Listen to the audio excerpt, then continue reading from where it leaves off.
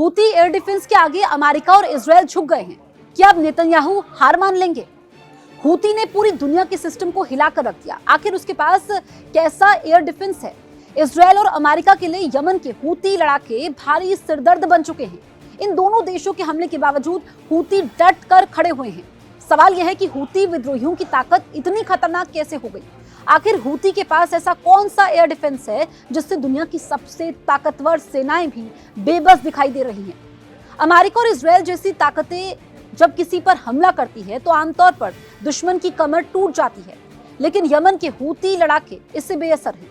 महीनों से उन पर मिसाइलें गिर रही हैं, ड्रोन हमले हो रहे हैं, लेकिन ना तो उनके हमले रुके ना ही उनका हौसला टूटा।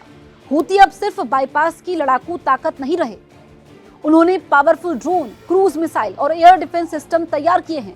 उनके पास सिर्फ लड़ाकू जहाज नहीं है, बल्कि अब इजरायल के छिपे एयरबेस तक वो धमाके पहुंचा रहे हैं। उदाहरण के लिए हूती अब America MQ-9 ripper drone shoot down कर चुके हैं। हूती एयर डिफेंस सिस्टम की जान है 358 मिसाइल, जिसे हूती SAQR-1 भी कहते हैं। ये कोई आम मिसाइल नहीं है, बल्कि एक लॉयटरिंग मिसाइल है। आपको बताएं कि यानी हवा में देर तक मंडराती रहती है, सही मौके पर निशाना बनाती है। इस मिसाइल का टर्बोजेट इंजन इसे बाकी रॉकेट मिसाइलों से अलग बनाता है। 2019 में अमेरिकी नेवी ने इसकी पहली झलक देखी थी, जब वो एक जहाज से इन मिसाइलों के पुर्जे जब्त कर पाई थी। अब ये मिसाइलें यमन की जमीन पर एक्टिव ड्यूटी में हैं। हूती की ताकत का मूल है उनकी तकनीकी सहयोग और ट्रेनिंग। ईरान ने उन्हें ड्रोन संचालन, मिसाइल असेंबली और एयर डिफेंस प्रणाली चलाने की ट्रेनिंग दी है। वो सिर्फ ड्रोन या मिसाइल ही नहीं भेजते, बल्कि पार्ट बाय पार्ट भेजते हैं, ताकि हर हमला स्थानीय स्तर पर असेंबल किया जा सके। इस तरह हूती के पास अमीर या धनी देशों जैसी औद्योगिक सुविधा नहीं, लेकिन उन्होंने अपने तरीके से कम लागत में ज्यादा प्रभावी हथियार विकसित कर लिए हैं।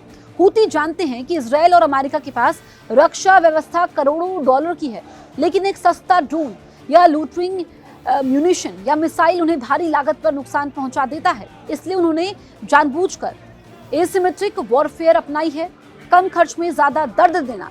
इजरायल अब हूती को सीधे नहीं हरा पा रहे हैं, क्योंकि वो जमीनी ढांचे में गहराई तक छुपे हैं। उन्हें ट्रेनिंग और सपोर्ट ईरान से मिलता है। उनकी एयर डिफेंस प्रणाली अब तक पूरी तरीके से पकड़ में नहीं आई है। इजरायल को सीधे हूती नेतृत्व या सप्लाई लाइन को निशाना बनाना पड़ा, लेकिन ये काम इतना आसान नहीं जब दुश्मन दूर, मजबूत और छिपा हो। हूती अब सिर्फ यमन तक सीमित नहीं रहे, उन्होंने लाल सागर में व्यापारिक मार्गों को निशाना बनाकर वैश्विक अर्थव्यवस्था को तेज झटका दिया। इनके हमलों की वजह से कई जहाज अफ्रीका के रास्ते अब आने लगे। यातायात महंगा और लंबा हो गया। इजरायल अब सोच रहा है कि क्या सिर्फ हथियार इस्तेमाल से काम नहीं चलेगा, हमें ये समर्थन देने वाले ईरान को भी निशाना बनाना पड़ेगा। तो यही वजह है कि हूती एयर डिफेंस के सामने अमेरिका और इजरायल को हाथ जोड़ना पड़ा है।